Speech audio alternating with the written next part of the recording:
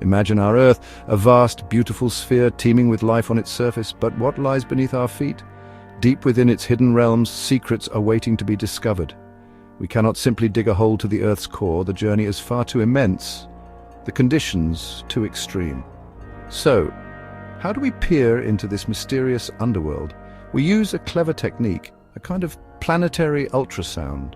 This is the seismic method. It's our way of sending out a call into the darkness and listening for the echoes that return, painting a picture of what lies hidden from our direct view, much like astronomers use light from distant stars to understand the cosmos. The seismic method is all about understanding the Earth by studying vibrations. Think of it like this. You tap a melon to see if it's ripe. The sound tells you something about its insides. We do something similar with our planet, but on a much grander scale. We generate tiny, controlled earthquakes or listen to natural ones. These vibrations, called seismic waves, travel through the Earth. They journey through different layers of rock and material. By listening to how these waves travel, how they change, and how long they take, we can start to map the unseen.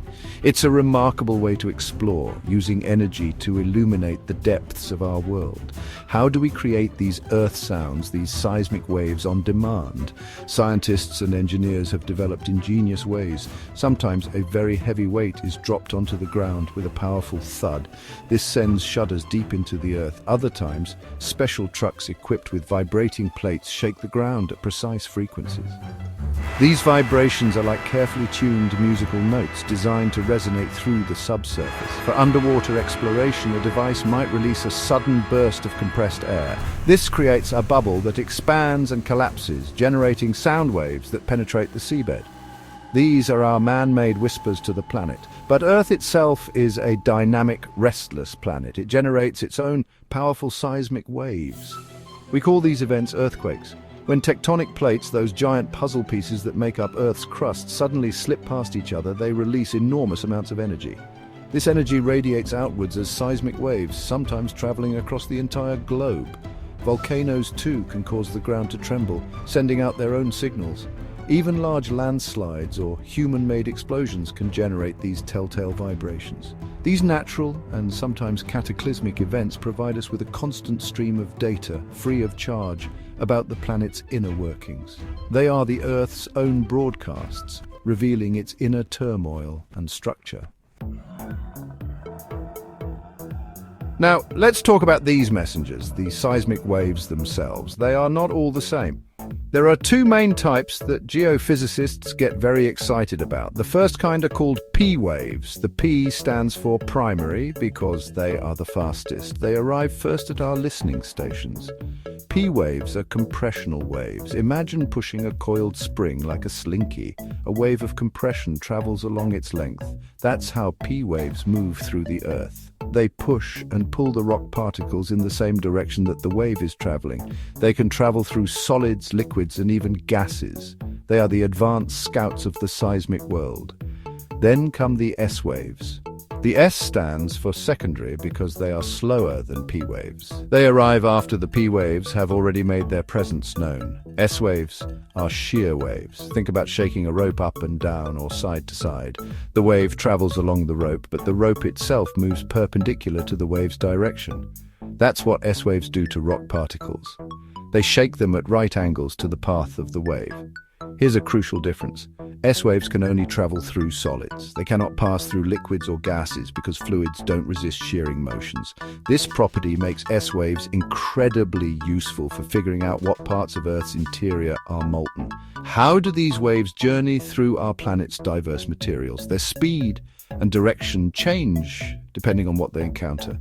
It's like light passing through different substances.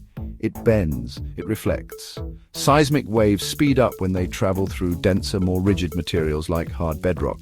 They slow down when they pass through softer, less dense materials, such as loose sediments or pockets of fluid. This change in speed is fundamental. It's one of the main clues we use to understand the subsurface. The waves are constantly telling us about the properties of the rocks they are passing through.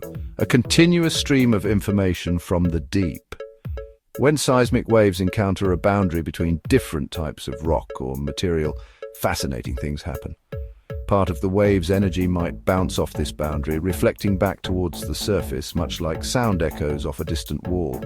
Another part of the wave's energy might pass through the boundary, but it will often bend or refract, changing its direction. This bending happens because the wave changes speed as it enters the new material. The amount of reflection and refraction depends on the contrast in properties between the two layers, properties like density and stiffness. It's these reflections and refractions that we meticulously record and analyze to build our maps of the unseen. So, we've sent our seismic waves into the Earth, or we're listening to the Earth's own rumbles. How do we actually hear these subtle vibrations when they return to the surface? On land, we use instruments called geophones. Think of them as highly sensitive microphones for the Earth. A geophone typically contains a coil of wire suspended by springs within a magnetic field, or a magnet suspended within a coil. When the ground shakes, even a tiny bit, the casing of the geophone moves with it. But due to inertia, the suspended mass, the coil or the magnet, tends to stay put or lag behind.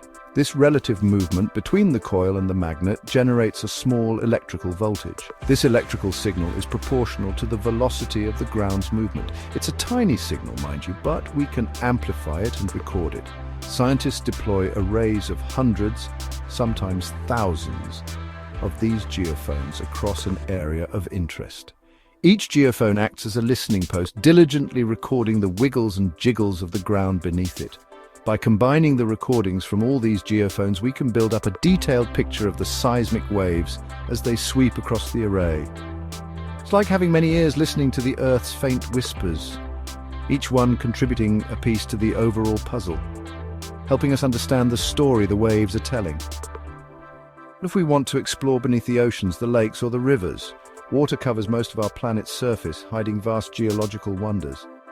For these aquatic environments, we use hydrophones. As the name suggests, hydrophones are designed to detect sound waves or pressure changes in water.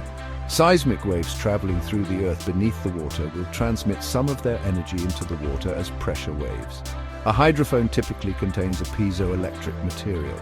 This special material generates an electrical voltage when it is squeezed or stretched by changes in water pressure. These devices are often towed in long streamers behind a survey ship. These streamers can be kilometers long, containing many hydrophones spaced out at regular intervals. Just like geophones on land, hydrophones allow us to listen to the echoes returning from beneath the seabed. The ship generates seismic waves, perhaps using an air gun, and the hydrophones record the returning signals.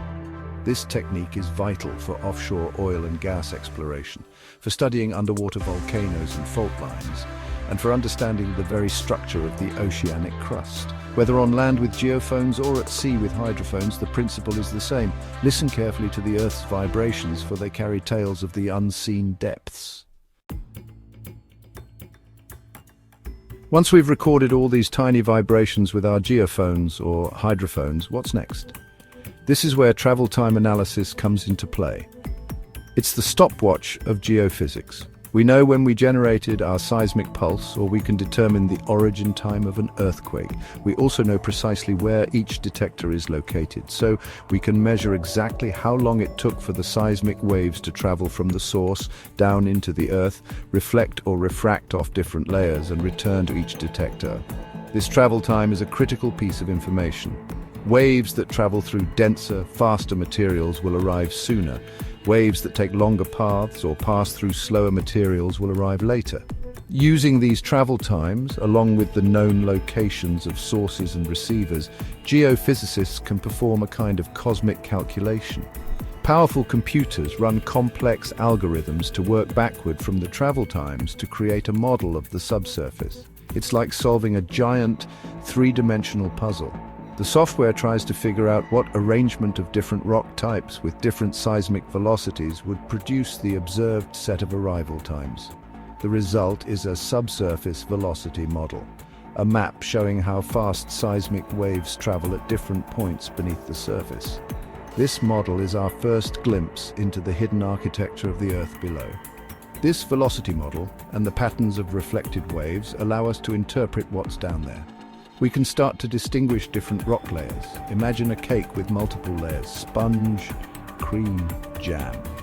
Each layer has different properties. Similarly, the Earth's crust is made of various rock formations stacked on top of each other. A boundary between sandstone and shale, for example, will reflect seismic waves because these rocks have different densities and elastic properties. By tracing these reflections across many geophone records, we can map out the geometry of these layers, their depth, their thickness, whether they are flat, tilted, or folded into complex shapes. It's like seeing the Earth's stratigraphy without ever digging, but it's not just layers we can see.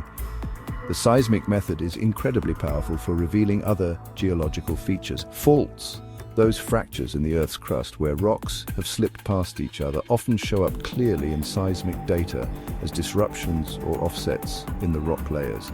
We can identify anticlines and synclines, the upfolds and downfolds in rock strata that can trap oil and natural gas. We can even detect the presence of fluids like water, oil, or gas, because they change the seismic properties of the rocks they saturate. This makes the seismic method indispensable for resource exploration, for understanding earthquake hazards, and for unraveling the complex geological history of our planet. It's our most powerful tool for exploring inner space.